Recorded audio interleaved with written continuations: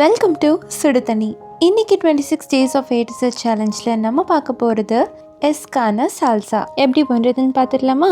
இது நாச்சோஸ்க்கு சிப்ஸுக்கெல்லாம் சேர்த்து சாப்பிட்றதுக்கு செம்ம சூப்பரான ஒரு சைட் டிஷ்ஷாக இருக்கும். நாங்கள் மூவி டைம்லாம் பண்ணும்போது இதை கண்டிப்பாக வச்சுட்டு தான் சாப்பிடுவோம். இதோட இன்க்ரீடியன்ஸை நான் டிஸ்கிரிப்ஷன் பாக்ஸில் கொடுக்குறேன்.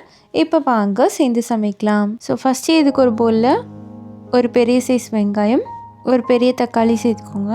இதோட ஒரு க்ரீன் ஆலப்பினோ சேர்த்துடலாம். ஒன்று சேர்த்துக்கோங்க, இல்லாட்டி கொஞ்சம் காரமாக இருக்கும். அது கூட 2 பல் பூண்டு, ஒரு பாதி லெமன் சேர்த்துக்கலாம். கூடவே 1 table spoon tomato ketchup, 1/4 teaspoon உப்பு, கொஞ்சமாக க்ரஷ் பண்ண மிளகு சேர்த்துக்கலாம். அதோட கொத்தமல்லி தழை சேர்த்து நல்லா மிக்ஸ் பண்ணிக்கலாம். ஸோ ஆலப்பினோஸ் கிடைக்கலன்னா க்ரீன் சில்லி ஒன்று நல்லா பொடியாக நறுக்கி சேர்த்துக்கோங்க.